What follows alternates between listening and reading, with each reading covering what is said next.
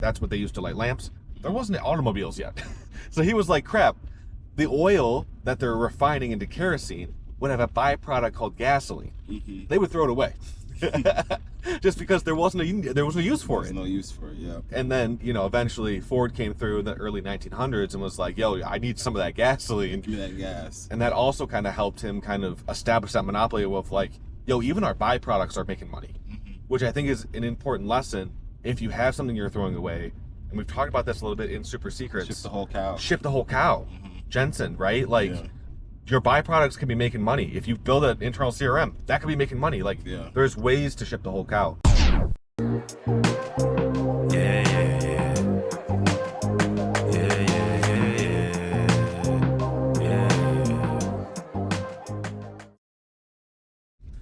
All right. We're back. Super secret. Don't nobody. Where's our theme song, man? Don't tell nobody. Where's our theme song? Don't tell nobody. This is the second super secret episode of Founders Drive in 2026. Yes, it is. Yes, it is. Who's the founder this week? Rockefeller. Rockefeller. John D. Rockefeller. Yes. So, antitrust. Yeah, he was one of the first people to kind of establish a monopoly. He had the Standard Oil Trust, which allowed him to operate multiple different companies across state lines, which was against the law at the time. And that actually got him in front of the government, the president, later in his life, where the Sherman antitrust laws came into effect, the first in America's history. Ooh, talk to me about them. Well, just essentially saying you can't be that big. Like, whoa. Where eventually a company will get, and that this is what all founders are hoping for, where your company gets to this size where you actually are the market. You're not interacting with the market. You're not engaging with it. You are the market, essentially. You get to set your own prices. You have basically a monopoly on whatever vertical or whatever product you're dealing in. And that's a problem, because that will discourage competition, which we think in America here breeds the best. Best product, the best experience, the best, you name it. Competition is what breeds that. And so that was kind of put in place to allow, the spirit is to allow more competition. A lot of billionaires will tell you, right, that like that's ridiculous, specifically with this most recent, Google, looking at Google, trying to break up Google and the YouTube play because they think they're too big. Very interesting stuff. But Rockefeller was essentially, he caused the United States to have to pioneer these antitrust laws. Yeah, I think it's different. It's trickier with tech because information is so pervasive, and ultimately in technology, we're in the information techniques industry. And that's interesting. And it's so pervasive because we can jump into any industry. Every industry has technology, and so it's so easy to jump in there and be involved with different industries. And I think that the reflex is to say, you guys are so big, but it's a fine line, because it's not like we're preventing other people jumping in from getting into the industry. Right. You can jump in.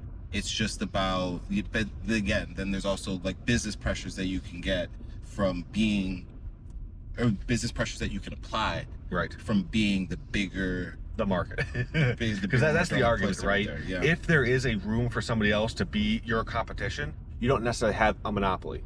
And so that's always the defense, is like, well, look at these other companies that are making billions or hundreds of millions of dollars a year in our space. We can't be the only people. So it's very interesting with Standard Oil.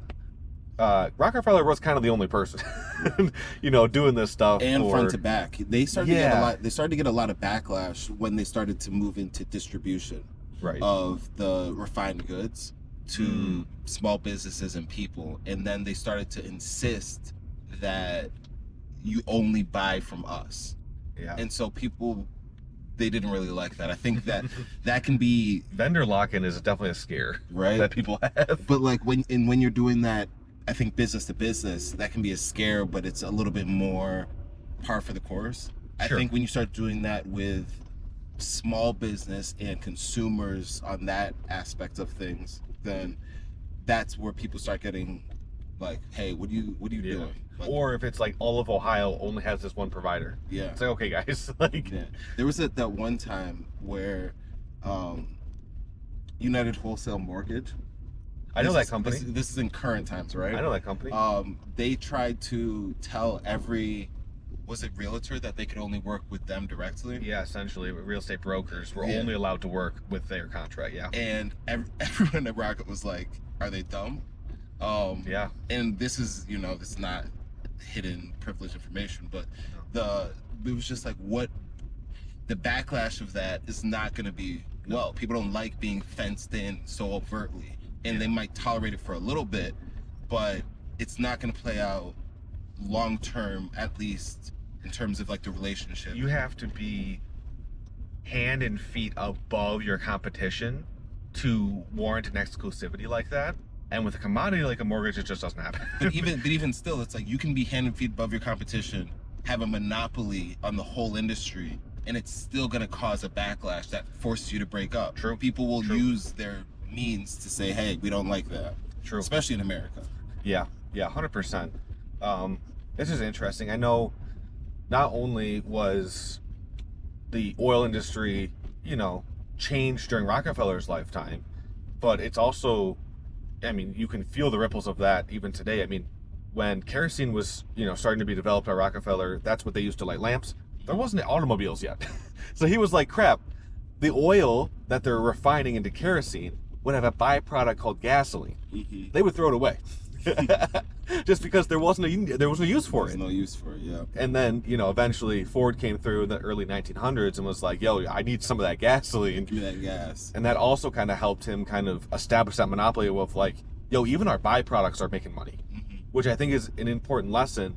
If you have something you're throwing away, and we've talked about this a little bit in Super Secrets. Ship the whole cow. Ship the whole cow. Mm-hmm. Jensen, right? Like, your byproducts can be making money. If you build an internal CRM, that could be making money. Like, there's ways to ship the whole cow. Yeah, that's a really good thing to point out, is they were really known for being meticulous and using as much as they could of their products. Right. And was another beneficiary when they started to go in and buy up a lot of the different refineries, is they just knew what they could actually get out of everything. Yep. And they knew where people had soft spots. One thing that he was very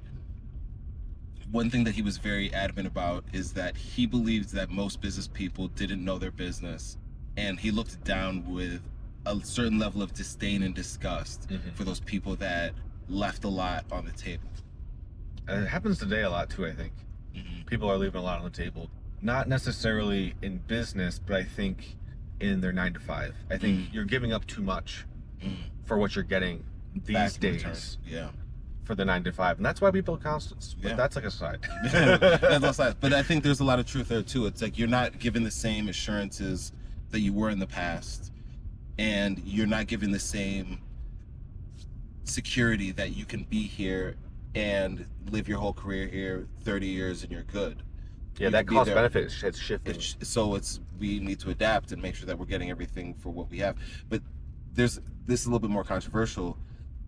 But there's a lot of people that say that Rockefeller would be against what we're talking about right now. He didn't want giving it out. He didn't want thinkers. Right, he wanted workers. And people so much say that to the extent where they're like, he shaped the public education industry, public education system to be that, like what it is today, where it provides workers and it doesn't let people maximize their thoughts and creativities and entrepreneurial skill set. Yeah, if you find something that works, shut up about it. Was one of those mantras of just, listen, don't give away the game. Don't give away the game like we're doing on a Super Secret podcast. Yeah. Yeah. There's another, like you were saying, controversial take where a lot of the byproducts of the oil industry that he was in, synthetically were able to help Big Pharma industries patent drugs that were supposedly better than home remedies or traditional medicine at the time. At the time, your traditional medicine would have been stuff that was homeopathic, I guess is the right word to say, but it's not Big Pharma like we had today. But his companies did shovel a lot of their research and funds and influence to pushing medical communities to adopt these new patentable drugs so that he could make profit. Not he could make a profit, but like his companies made profit indirectly because his byproducts were used to make those pills. Gotcha. Yeah. And so there is a couple of stories where he was like, listen, we're gonna stop funding medical centers that are still trying to give out these organic remedies or home remedies, even though they might be effective. Yeah. There's you can't patent a plant, for instance. Yeah, it's a big. I mean, there's a lot there, because whether it was intentional or not, there was a huge influence. Yes. On everything. And so you can't just, at the very least, I would say that there's some, if we're looking at it on the negative side of things, there's some negligence there, and that's important. In terms of like negligence of outcome.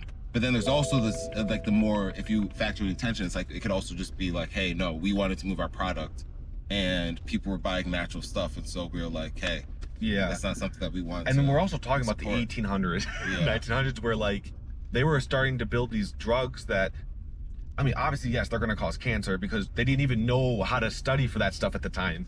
And so you could probably have like some kind of backlink where it's like, oh, his, oil was used to build cancer. Just like, no, he didn't know that at the time. He was just a business person trying to get his stuff done. So I have seen some of that like criticism of Rockefeller, but I think his philanthropy greatly overshadows that in terms of all the stuff he was able to give away during his lifetime and afterwards. Yeah, he stopped working at 50. He went into retirement at 58. Yeah, I think he played golf almost every day. Yeah. And then took excessive walks and stuff, and he was like, I pretty much did that whole thing in business. I'm good. He got richer after he left. Original fire. One thing that they said is that he stayed on as more of like a figurehead after he retired.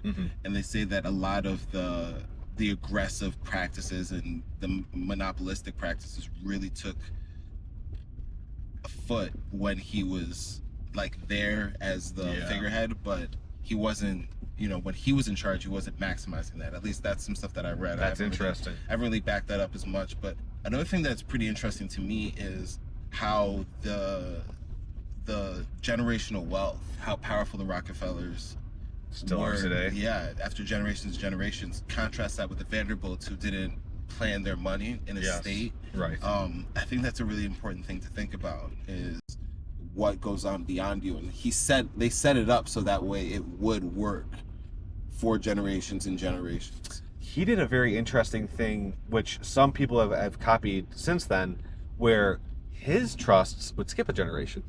Oh. Right? So it's a little bit of, I guess, human psychology or motivation, where it's like, that whatever money you're getting, like, it's going to skip a generation. And so it gives you some breathing room. And obviously, like, super wealthy, so I imagine like his kids or the generation that was skipped didn't necessarily need for anything. Yeah. But I do believe that was one of the tactics he was using to make sure that the success that he had was continued, and then they didn't repeat the kind of upbringing that him and his father and his mother had. Yeah. There's something I saw about the way that they set up their insurance policies and how the beneficiaries of the insurance policies would draw, like it would go to the trust, and so basically like fed the trust. And gotcha. There's some like very creative financing is what we call that. Yeah. But they basically set it up so that way, I think that, to your point, they factored in a lot of the human psychology, the angles, so that way we because right, like money breeds soft men make hard times. Times. Yeah. You know what I mean? So it's that cycle. Yeah. That's a big thing. But man, I feel like we really went into Rockefeller more than I expected today.